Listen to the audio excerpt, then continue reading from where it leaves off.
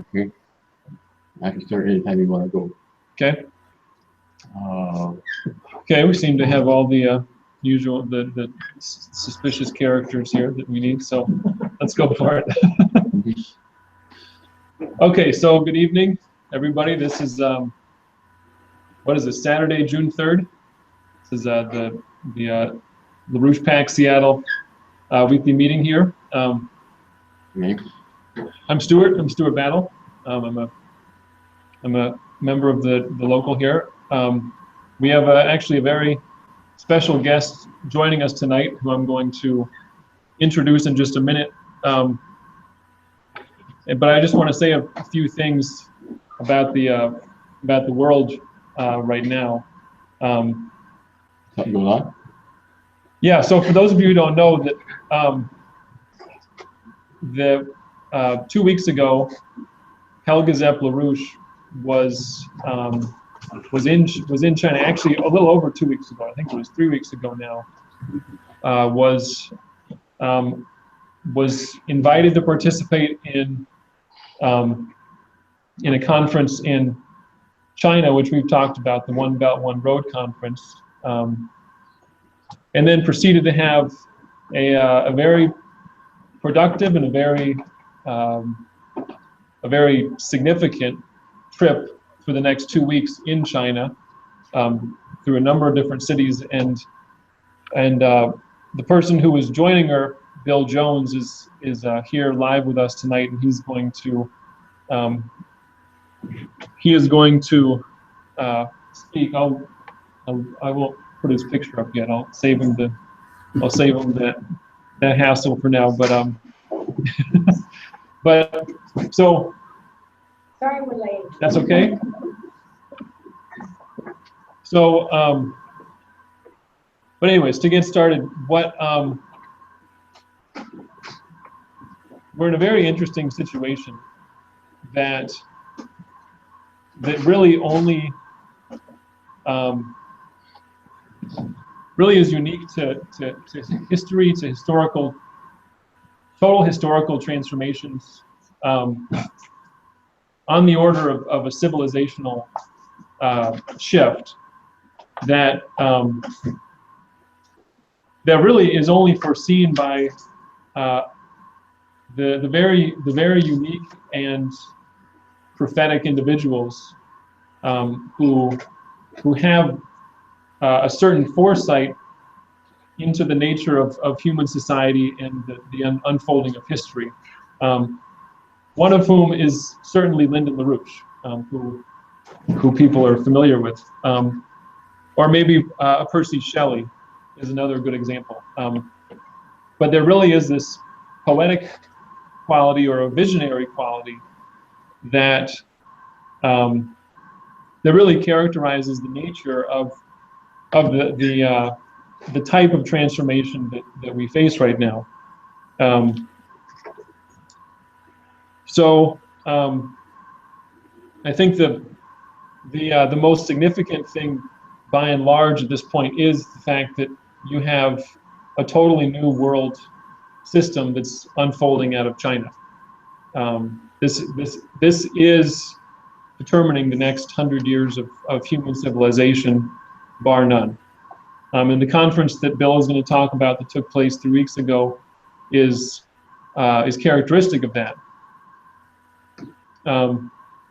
But it is a quality that's beyond the scope of a conference. It's beyond the scope of a particular project. It's beyond the scope of even relationships among nations. It is of the quality of a paradigmatic civilizational transformation, which is taking place. So, but one interesting thing happened this week. Actually, there's not one. There was actually a lot of interesting things that happened this week, all over the world. But one of those was in St. Petersburg, Russia. An event called the St. Petersburg International Economic Forum, which all of the recent 8 years under the Obama administration were subject to relentless attacks. American business the business community in the United States were discouraged from attending. European business leaders were discouraged from attending. But this year, they had the biggest attendance ever in the history of the conference, over 8,000 participants, 300 of whom were Chinese. Oh no, sorry, were Americans. 300 were Americans, which is the biggest, really, since Obama's been in. And there's a lot to say about it. There's a lot more to say than I want to take the time tonight. But they signed power deals with India. There was infrastructure deals signed all through Europe. There was participation from literally around the world around this quality of economic development that we're seeing coming out of the BRICS dynamic, out of the Silk Road dynamic. And there was definitely a good touch of humor and poking at the hypocrisy of the Western journalists. Megyn Kelly, the lady on NBC, formerly Fox News, was there, and she was trying to do this whole anti-Russia, to Putin's face directly. And at a certain point, Putin just responds, and he says, "This look, there's a I'm paraphrasing, but he says, look, this is like a mental problem. I mean, you guys, you people need mental help. This is hysterical. Does anybody?" And then he turns to the audience. Does anybody here have any medication? These people need it. So he poetically dealt with the situation in a way that we probably should take a page from to deal with some of our hysterical liberals in the U.S. and in the Northwest especially. But remember, the bigger issue is not this conference in St. Petersburg per se. It's the context that it's taking place in, because you have the increasing discrediting and collapse of the European Union. In fact, the people remember when the Chinese conference took place 3 weeks ago, was the Prime Minister of Hungary, Viktor Orban, who essentially said, the globalization of the West is over. We don't want to see any more lectures on human rights and on free trade. And the new globalization of China and the One Belt, One Road is offering something like offering the opportunity of development finally, once and for all. Which is a certain, sock to the jaw of the European Union crowd. And then just the other day at the St. Petersburg Forum, the president of Moldova was quoted saying something like, the European Union is like a train that, why would you want to run after a train when its cars are falling off the tracks? Why would you catch a train, you mean? Why would you run after a train when its cars are falling off the tracks? You catch a train. Yeah, That's right.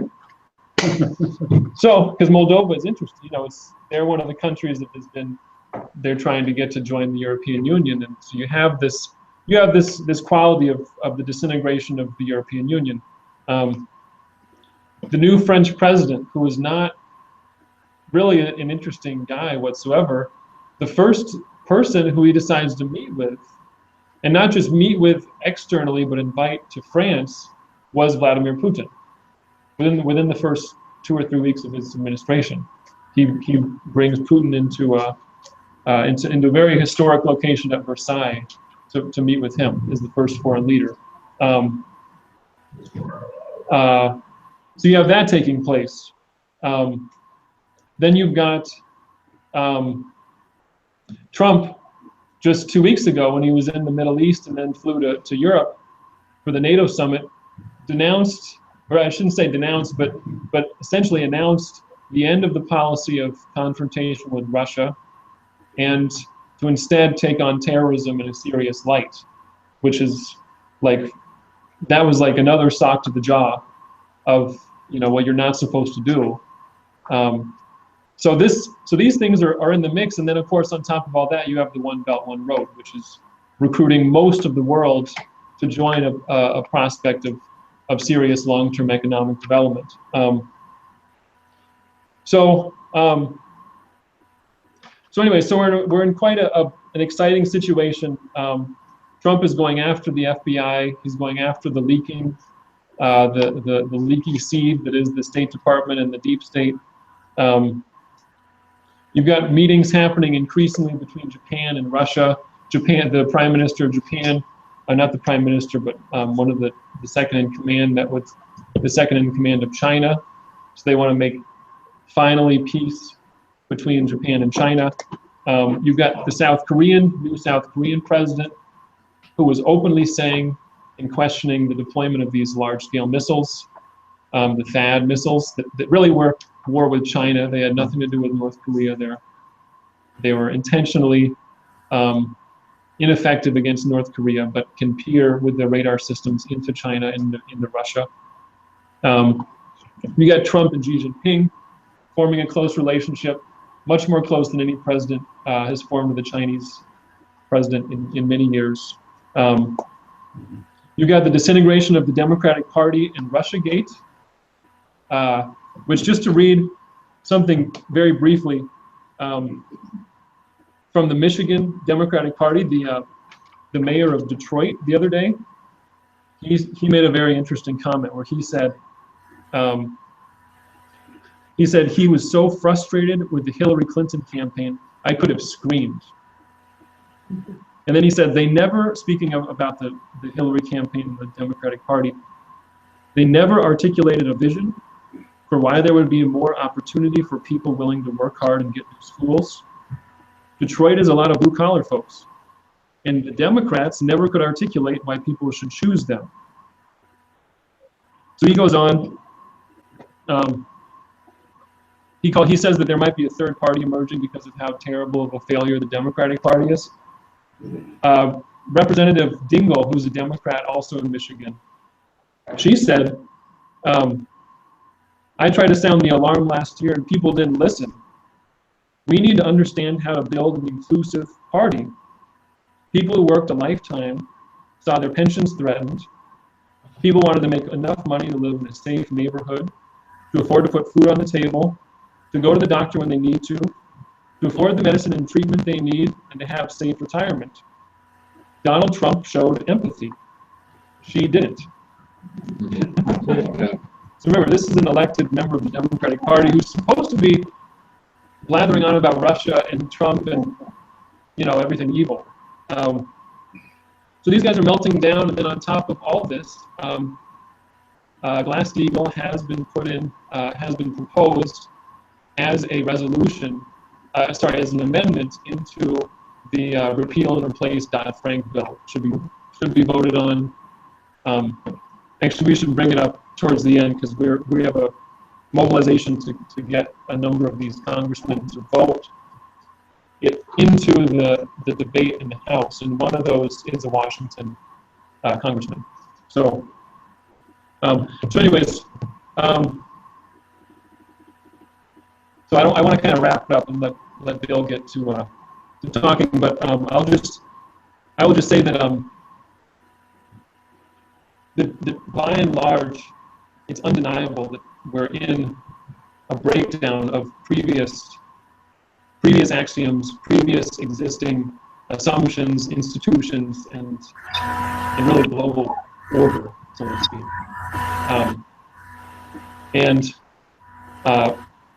As opposed to the thinking that you're going to let it all go, and once everything collapses, because it's so bad, we just have to let everything collapse, and then finally, once it's bad enough, then people will realize and it's time to go from there. It's actually not true. You actually need an actual, inspired in this poetic quality of what does replace a failed system or a failed world outlook. That's actually the most important element that we have to imbue to the American public today and really the world, and do as Percy Shelley said, which is to communicate the intense and impassioned conceptions to our fellow citizens. So, so I'm going to leave it at that and let Bill take the floor. And I think he should be able to give people an idea of we're not exactly an irrelevant part of this process here. So let's welcome Bill. Okay, Bill, can you hear? I got the floor. You got the floor. Okay, everybody. I would like to a number with regard to the meeting that invade. I'm getting feedback here, Stuart. Yeah, I just muted it. Sorry about that. That's okay. We good now? It looks good now. Okay. Yeah, let me just mention that the meeting that Helga attended was actually set up by the Chinese president to consolidate the Belt and Road Initiative, which has now been going on for some 4 years almost. It brought in, I think, maybe 20 to 30 heads of state, heads of government, very high level, but there were also over 1,000 think tanks that were invited to this. And of course, you know, Helga got an invitation as the head of the Schiller Institute. And it didn't really come flying off the, you know, immediately, but it required a certain amount of work on our part to secure it. But when you look at it, it would have been somewhat of a miss if she had not attended, since they have the people that they have there are many people who are now engaged in the Belt and Road, but believe me, they haven't been engaged in that very long until it became an issue, until it became something important. And we've been there really before the beginning. And so and her non-attendance would have been something of a serious breach, not only in terms of our own reaction on this, but also in terms of the historical record. Most of the people, of course, didn't know she was going there. It wasn't trumpeted, as is normally not the case for any of her travels. So people were very surprised. I was on with the New York meeting that day and indicated to them that they should watch Xi Jinping's speech, which of course would be about 9 o'clock our time when he started in the morning in Beijing, because it was obviously going to be a very important event. And during the course of that, of course, they panned the audience, and since Helga was sitting quite close up in front, she was also panned, so that people, you know, were almost shocked to see that she was sitting there at this very important event. But of course, there were many other people who saw that too. Not only our enemies, but also other people who didn't realize the significance of what we were doing. So it created, I think, a very interesting dynamic to let people know the significance in Chinese eyes of the role that we have been playing and that Helga has been playing, the Schiller Institute has been playing in pushing this initiative forward. So it really created an entirely new venue and influence for us, not only within China itself, where our influence is very strong. People know Helga. She is seen generally as the Silk Road lady by most of the scholars who've been following this. But it also, I think, increased the situation, a better situation for us, both in Europe and in the United States, where I think we can assert our authority in a much different way. It's created a certain amount of respect by people who may have ignored us because they felt our ideas were good, but they didn't feel that we had any political influence. That now has changed. The situation in China, of course, is very interesting because, you know, when you go there, it's like, you know, like if we're living here in the 21st century, it's almost that they're in the 22nd century. You know, the high-speed rail, the situation within the cities, the the IT revolution has gone much further there than here. Most of what they're doing involves doing it on the phone. You go to a restaurant, you get your food, and you make your orders. Everything's done on the phone. I was sitting there with some of the people waiting for the waiter to come up and, to bring the check. And our host said, "Well, it's all over. Let's go back." What happened? We didn't pay the check. He said, "Oh, everything was done on the phone. Things you had to buy, getting tickets for one thing or another, was all done, automatically like that." So it's really, they're really advancing very, very quickly. People are getting used to this, and people have a general sense of a forward motion, that things are always getting better. It's always new things on the horizon, new possibilities for them. And of course, we lack that very much here because of what we've gone through over the last 40 years, and they don't have it. So it's a very interesting, it's almost like night and day. It's almost like getting into a different world. But of course, that's also a world that can be built here. If we just had the political will, and if the political power were exerted to implement this, this could also be our future as well. And of course, this is what we intend to do. But the role of Helga and the Schiller Institute is not simply a recognition of the historical record, but it's also an indication of where we have to go, and where people see the role that we have to play as we move forward on this Belt and Road Initiative. Because although it is almost in an unstoppable situation, the momentum is there, and it's not going to desist, barring war or revolution. But it's still not a clearly laid out plan, and there are a lot of elements that have to be overcome, especially in the area of the differences between the nations, the cultures in this entire region, in Central Asia and Southeast Asia. And nobody has a game plan or a clear map on how to do that. So that what we are doing, particularly in Europe and in the United States, two of the most important places with regard to the success of the Belt and Road, is absolutely key. And they see us as being key elements in making things clear here to people in Europe and in the United States about the importance of this. The Chinese are very intent also on not having this as a Chinese initiative, because they feel that if people see this as a Chinese initiative, they will get scared. They will think, well, China's taking over. China wants to be the great hegemon, and that is not their intention.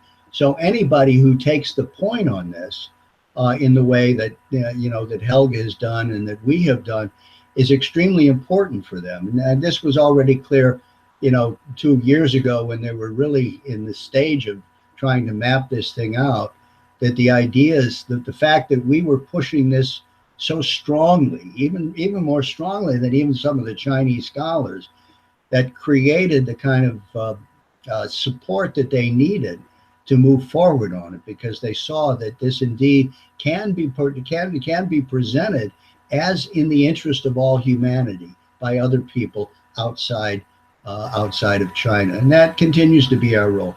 In Europe, of course, there's a lot of interest in this, especially the East European nations are very interested in that. Germany is moving in that direction. There's still, a lot of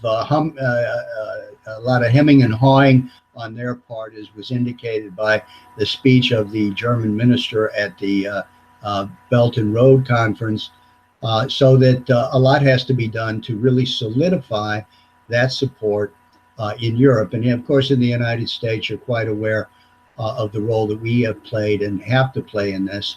You've got a president who's moving in the right direction. It's still a lot of opposition, a lot of stuff being thrown at him.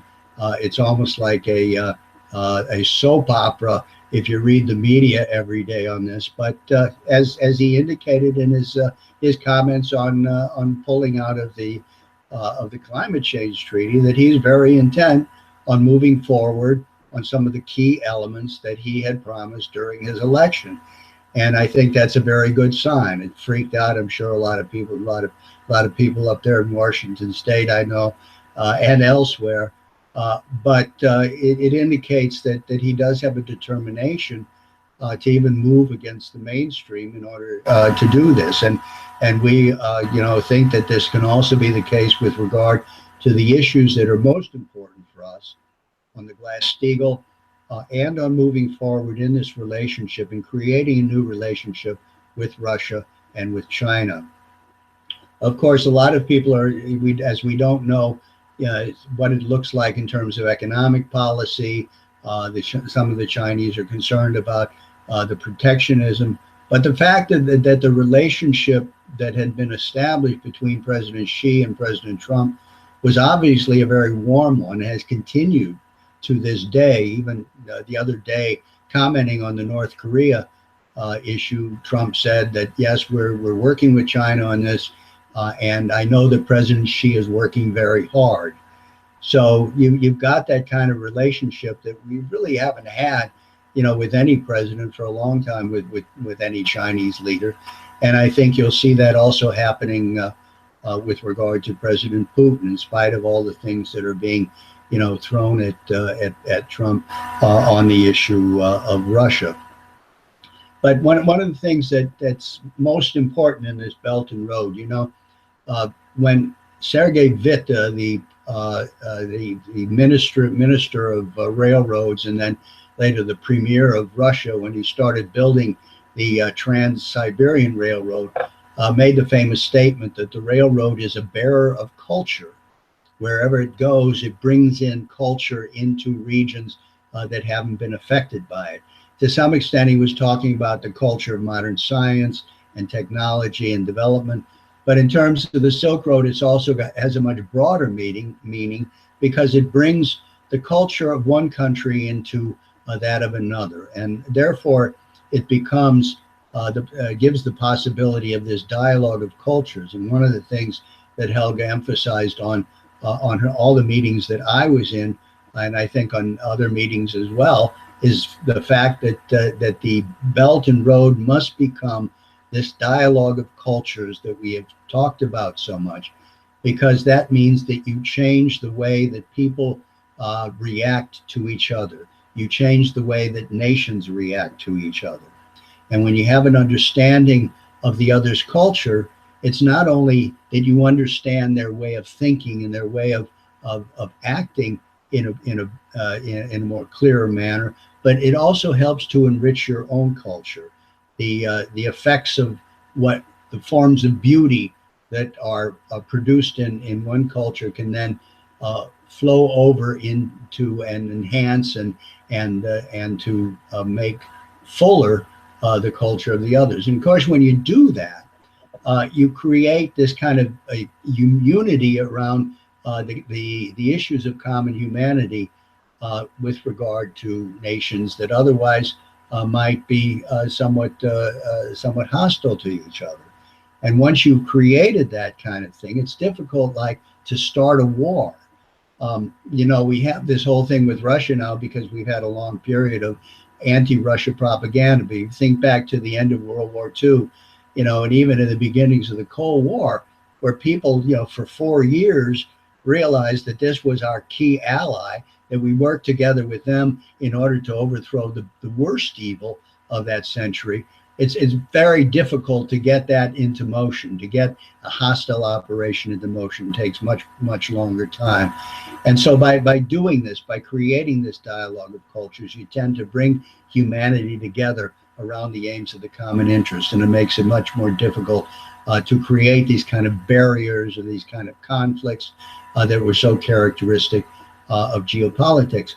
And this message had also quite an interesting response from our interlocutors on the Chinese side. Meetings at, for instance, the publishing house that published our report in Chinese. It was an extensive meeting with the entire, editorial board. And this is the biggest publishing house in China. They have actually incorporated from 1953 until now most of the major publishing houses that had worked independently at that time. And now they've also set up operations here in the United States through mergers and acquisitions or whatever, where they are now the major publisher of children's books in the United States. And we had extensive discussions there with them. There was a lot of interest in this notion of the dialogue of cultures. In fact, some of the people there, Helga, of course, would talk about the role of Schiller in Western culture. She talked about the similarities, as she has done over the past few weeks, between Confucius and Schiller. And they got it. They got it directly. And even some of these people had been very well versed in German literature. So there's a possibility there of, trying to utilize this to get more of these ideas out into circulation in Chinese. We have it's a very literate population. There's looking at what's in their bookstores, the books that are there as new books that are printed indicate a tremendous amount of influence in what is going on internationally and also historically. I found a Chinese version recently printed of FDR's I'm missing FDR's talks, of FDR's what do you call them now? I'm missing the fireside chats. Age is getting to me. Fireside chat. When did we last publish the fireside chats? In English. Have you seen a recent version of that? No, I haven't seen it. But it's there in China, and they're reading that stuff. There was also like a recent biography of John Kennedy called An Unfinished Life. So that there's really this interest in what's going on in the world and what ideas are. And that's something that we can really we can really feed into. A lot of the discussion, the thing that distinguished the talks this time from earlier time, where we had always talked, about our organization, what we were doing, but it was always, to concentrate on our role in this whole Silk Road development from the 1990s. This time there was a lot more emphasis in both Helga's talks and my talks at the media office on the prehistory of this.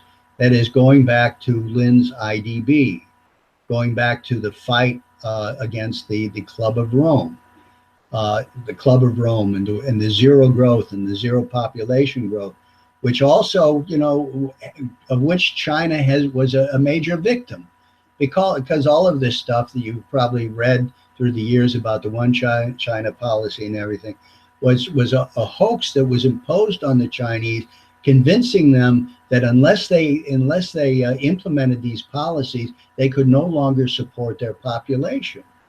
And, of course, this is changing. People realize now that somehow that was wrong and we got to change it. And, people are encouraged to have the second child. They do have a population problem, but they don't understand the background. They don't understand, what was foisted upon them. And we got that story because we were in the middle of this. We were in the middle of this fight. And so that and the role of Lin and the ideas of Lin, we're really kind of up front. And it's at a time now where this is especially important, because there's an awareness that what has happened with the development of this Belt and Road has now created an entirely different dynamic in the world financial system. That the New York-London system, which we know is bankrupt, now has a new element which cannot be ignored. And the Chinese realize that somehow, if this Belt and Road is going to succeed, there has to be changes. There has to be revamping of this entire international financial structure. I don't think they understand fully how that's going to occur. They talk about it in terms of, well, now we have the RMB, the Chinese currency is now playing more of an important role in all of their transactions, whereas previously, of course, the dollar was, the international currency. And they say, well, what is this going to mean?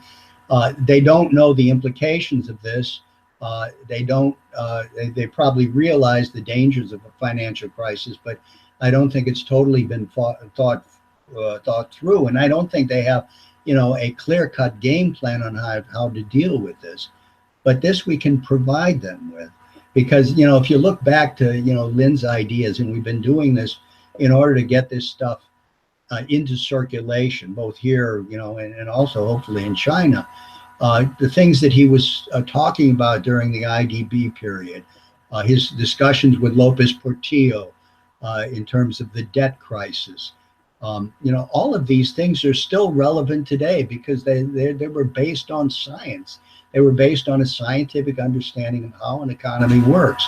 And so in many respects, Lin's ideas today are more relevant than they were at that time, because today you have a government that is extremely powerful, that if they would move in the direction of these ideas, it would really change the entire nature of the system that we're working in. And I think that's the thing that's going to be on the table now, because the Chinese and the other nations have been become tremendously optimistic over the Belt and Road. That's not going to change. They're not going to back down from that.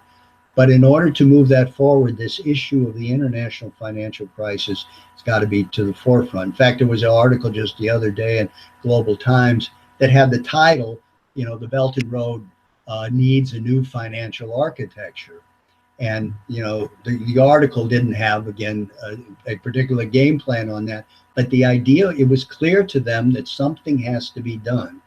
And so, one of the most important things that I think we will have over the next few months is getting some of this material out, and also in cooperation with our Chinese colleagues, getting some of this stuff out in Chinese so that it can be readily available to scholars there who are going to have to be dealing with this problem in a practical way. The other thing is, of course, that there is a lot of interest in terms of what I would call the American system. We saw, and I mentioned the Roosevelt fireside chats that were there, but there's also a growing interest in things like Hamilton, the American system. There are scholars who are working on these ideas. With the opening up that happened in the 1970s, when China put behind them the old system, or the old way of doing things after the Cultural Revolution, they became very open to new ideas, and they began talking with people, and they wanted input from different circles. And historically, this whole notion of the Hamiltonian system has a Chinese aspect in this, because this was what was very important for Sun Yat-sen, who has received a new lease on life because of this.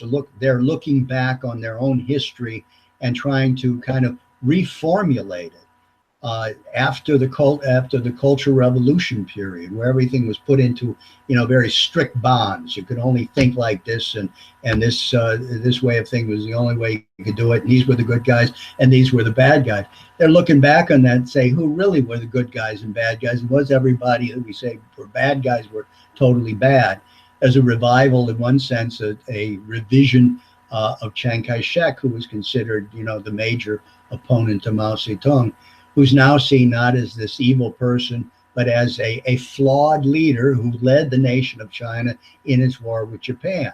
And the war with Japan, I mean, they lost millions of people, and they started fighting it in 1936. So that's also becoming a major interest of major issue of interest, which they're again looking back on. You see it on television. You see it in a lot of, I would say, historical dramas that they're doing. And then, of course, the role of Sun Yat-sen, who was the founder of the Kuomintang, but was also the father of China. They're looking again back at his works, and you look at his works and you see he's writing about the fight between Jefferson and Hamilton, and coming out on the side of Hamilton, and calling for a protectionist tariffs to prevent dumping by the Chinese of all these nations that were kind of had a stranglehold on their economy. So it's a tremendously open atmosphere in which we have to do a lot more in getting out our ideas on this.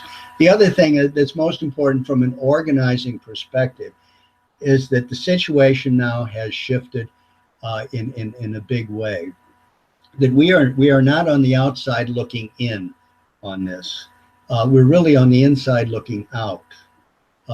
We have an inside track, and anybody who is interested in, working with China and getting into the Belt and Road and knowing something about it, we are really the authorities.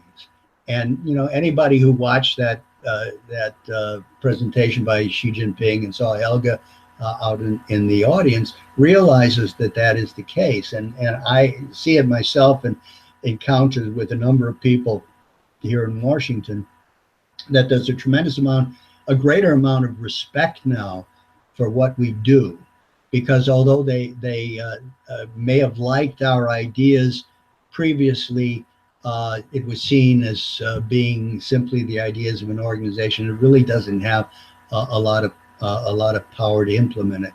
But that again has changed overnight.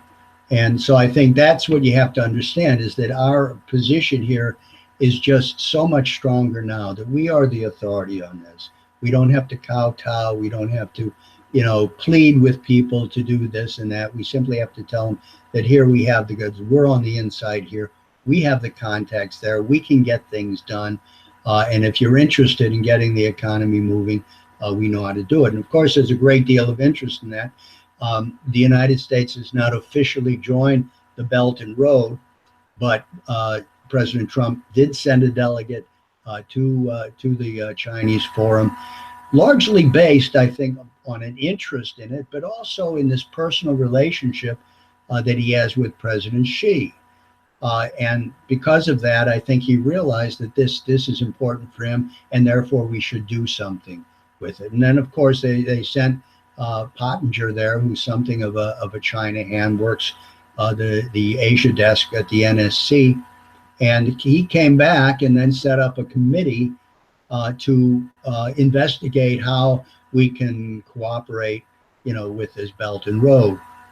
He also indicated that this year, every year they have a meeting of industrial and other companies in this select USA group, who get together to talk about infrastructure and investment and what has to be done. And this year, Pottinger also said when he came back is that the Chinese should be invited to attend that conference to see what's going on here and, to possibly get involved in it. So, you don't really need a formal invitation, because the Belt and Road is an open policy. It's not a closed book. So all you have to do is start doing things with it, and you're in it. And so this is the field that we can work most effectively in getting to people at the state government level, in the industry level. Anybody who's interested in Asia, who's interested in China, should be willing to sit down and talk with us, and we let them know what it looks like and how they best can operate to deal with this. So I think that's the understanding we have to take back with us after this thing, that Helga did her thing by being at this conference, by participating actively as the head of a major think tank in influencing and trying to influence the other speakers who were there from many different countries. And so we can take the authority that has been placed in us, in one sense, by the fact that we were participated at this Belt and Road Conference, and then bring that home. I think the situation is very open. I wouldn't pay too much attention to that dog and pony show that is the media hype. President Trump has made it clear some of the things he's going to do. He seems determined to carry some of these things out, and we should give him full support and push him when necessary to move in that direction. So in one sense, it's on us, and I think this is also how the Chinese see the importance of our role, is especially with regard to the situation in the United States. I just might also mention that, of course, there are things being done to trying to counter this. You had the recent proposal by the Japanese and the Indians are a little bit standoffish, so to speak, on the Belt and Road because they feel that it's too beneficial to China, and so they organized this plan, which is called their South Asian Road or Southeast Asian Road, which bypasses what the Chinese are trying to do with their Burma, China, India, Myanmar part of the Silk Road economic belt. But there was a scholar the other day who, said it doesn't matter if they're doing this; they're going to build this thing, for geopolitical reasons. But the fact that they're building it, look, the Belt and Road is about connectivity, and if they do this connectivity, well, more power to them, because we need more roads, we need more railroads, and the more they're going to do, the better it is. And I think that's also the attitude with the United States. If Trump begins to move on this infrastructure development, I think they're going to, not only take their hats off and say go with it, they will also be there to try and assist it in whatever way.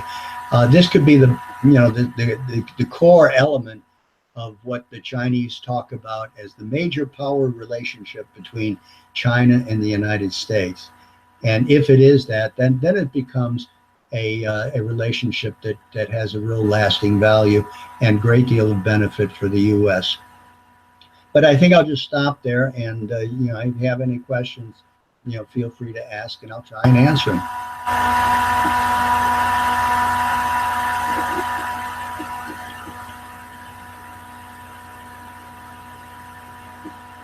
Okay, thanks, Bill.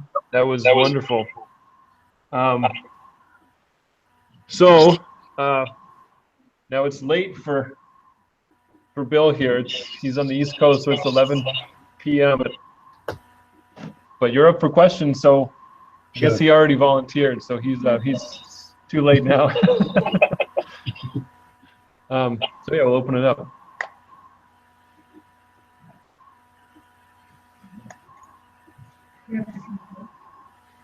You might come a little closer. See how it goes.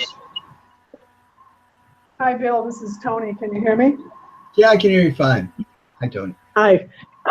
So you had a chance to talk also to some of the Chinese nationals, I guess you would call it. How are they looking at the United States and how Trump and also the Russian hysteria? Well, I think they're quite happy with Trump. I mean, like us, it's not clear. We don't know exactly what he's going to do, and they have a little bit of concerns of issues of, protectionism, tariffs, things like that. But I think there was a collective sigh of relief. First, at his election, because they avoided the worst, which was Hillary.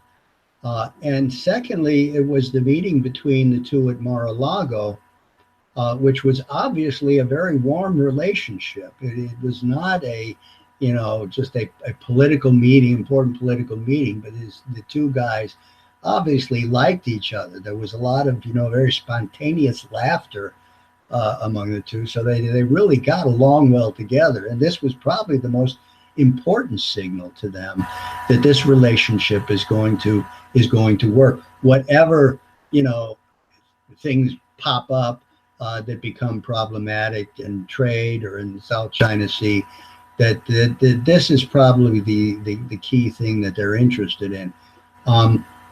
I think the reaction to President Trump's pulling back from the climate change treaty, the Chinese, of course, officially are in favor of that, and then Li Keqiang is in Germany saying yes, we're going to continue together with the Europeans, but they're playing they're playing a certain political game here, because for them, the climate change is important because they do have this pollution problem, so they feel that they've got to do certain things to deal with that for their own reason, because of their own public, which is concerned about this. And so this was a good way of using that measures they were taking themselves to be, play a big role in the international arena on this thing with climate change. And they're still doing that with the European, because they want to keep, the Europeans, but they're not freaked out about it. I mean, you don't see this attacks against Trump because they know that he's got another policy, and climate change is not number one on his on his plate, and that's fine because it's really not number one on their plate either. Number one on their plate is securing stable relationship between China and of course the other major powers, but in particular the United States. So they I think their attitude is that they're gonna play with this until they see that Trump has another policy. But I don't think they're going to see that, because I think it's genuine that he feels that he has a relationship with President Xi, that this can become very important in a lot of issues, in particular with the North Korean situation. And they just had, of course, another vote in the United Nations on increased sanctions on North Korea, which, it can be problematic in their own right. But the Chinese and the U.S. as well as the others were all on board that, so that they're, in one sense, they're at least singing from the same song sheet. And even Secretary Mathis, who was at the defense dialogue today, made some kind of nasty remarks about China and the South China Sea and breaking with the so-called rule of law, but made it also very clear that they are working with China on this North Korea issue, and that this cooperation is extremely important for the United States. So they're looking at these things and seeing that this is going in the right direction. Certain uncertainty, but they may even feel. In fact, there are a number of articles that are indicating that if Trump does succeed in getting the U.S. economy moving and getting infrastructure moving, there may be some restrictions that have been placed on China. But if he does that, this has an effect on the world economy in getting the world economy moving, and they feel that that's going to be good for them too. So this idea that they have a win-win situation, as long as they have someone on this side who is an interlocutor, is working with them, I think they feel that that's really the strength they have. And any of the other difficulties and little tiffs that they might have over certain issues, and they will come up in trade and elsewhere, will be worked out simply because you've got that solid relationship between the two presidents, who can work it out themselves, who can find a common means of dealing with these problems that is beneficial for both parties. So I think they're quite satisfied with what we have here, what Trump represents.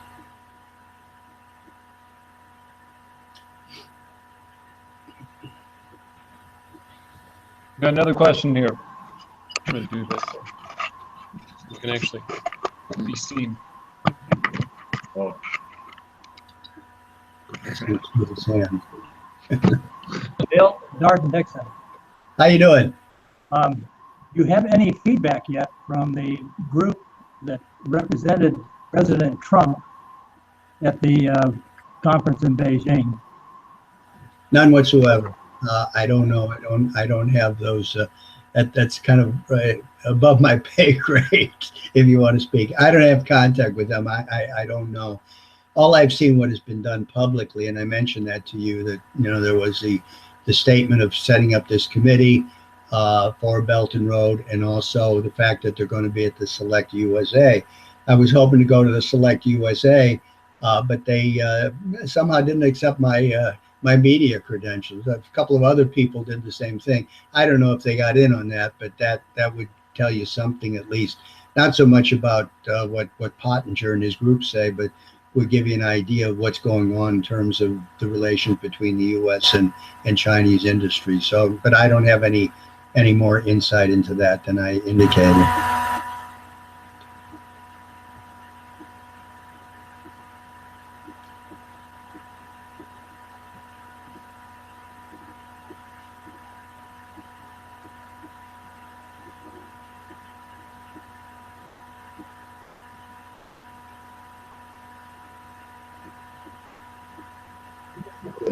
People are contemplating, Bill. Hold on.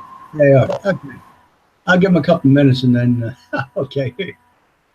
While they're contemplating, I found the brainwashing of the American people, the anti-Russia brainwashing, the anti-China, it's like they can't have two enemies at once, and the population is letting up a little bit on China because of the Russophobia.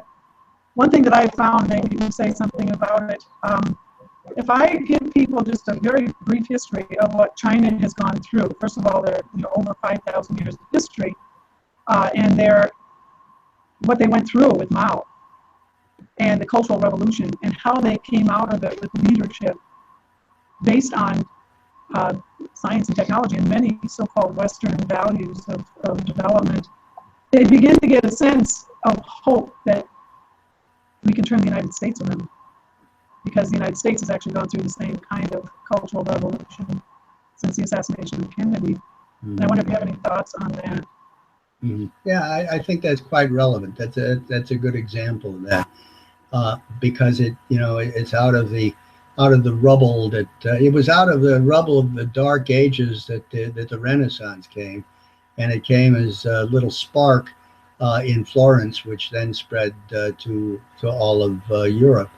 And it also is important for, of course, this cultural activity. We had a discussion of that today on the a little bit on the New York at the Manhattan meeting.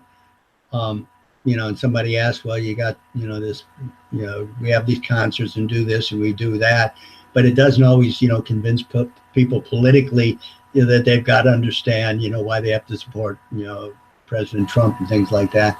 And the issue is that you've got to through giving them a sense of beauty, it also creates a certain amount of hope. And also people who will not accept readily the political arguments at face value, when they realize that you're working from a deeper principle.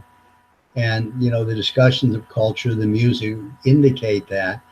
Then that sparks a greater interest in what actually are these political questions that they're dealing with. And of course, we need a lot of that here, in the U.S. because of the dearth of culture, the destruction of culture over so many years.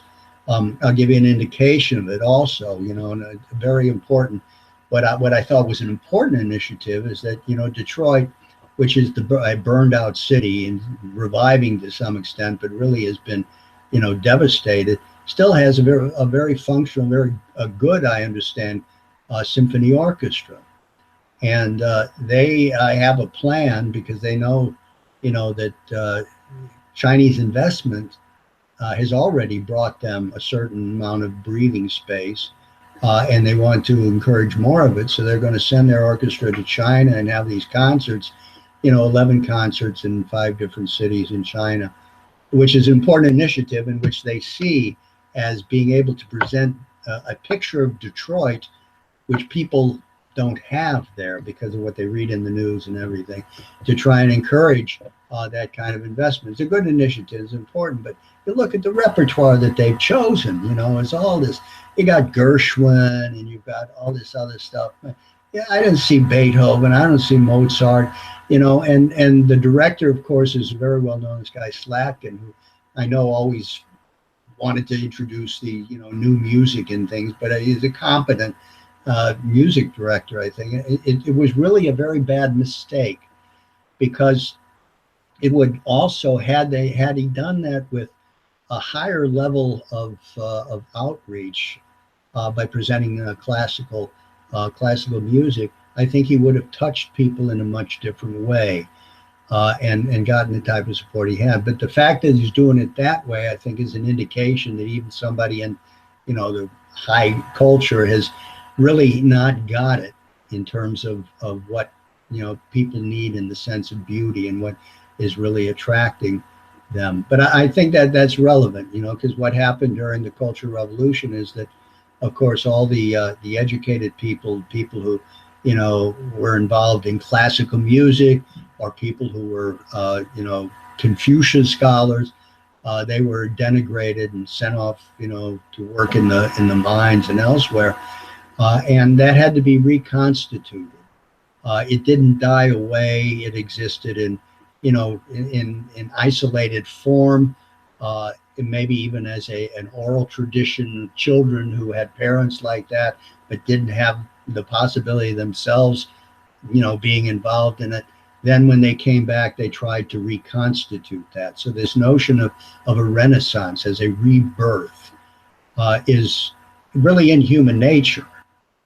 And all it needs is that spark, especially the spark of leadership, which will bring that forth. So, I think I'm very optimistic, and I think what China is doing, and if people had a better understanding of it on the ground, that is, especially if Chinese investment in the U.S., if they really take a major role in trying to rebuild the cities and rebuild the highways, are investing, or if they don't do it themselves, to invest in some kind of infrastructure bank where people can see that this is leading forward, then you'll recreate this sense of optimism. And they'll begin to see the things that are happening in China can also happen here in the United States. And I think in his own way, President Trump wants to do that. Not that he's, looking at the China model. He maybe sees it as something that's happening that's, beneficial to them, but is more angry that we have lost it, and is trying in his own way to try and bring that to the fore again. I think that's an instinct. It's not a clear plan, of action, but it's an instinct that's extremely important that we haven't seen in the last two presidents at any rate. And so this is just an important example. And I think if that succeeds, if we can make a beginning, if we can, break ground on this sort of thing, it's going to recreate hope in a lot of people who really have lost the hope. And then, of course, the cultural aspect, the music, the sense of beauty. We've seen what effect it had on people who were really victims of 9/11.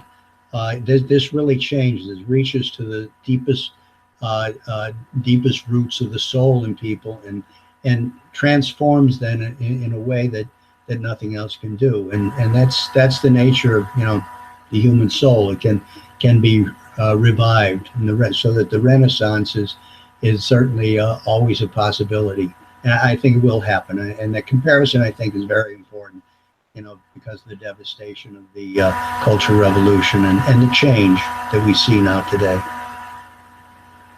I think I'm going to call it a day, though, Stuart. My bedtime. Okay, Bill, that's fully understandable. Okay. Thank you very much. Everybody's giving you a round of applause here. Okay. Have a good day, you guys. See you. Thank you. Okay, take care. So I guess it's up to you, Stuart.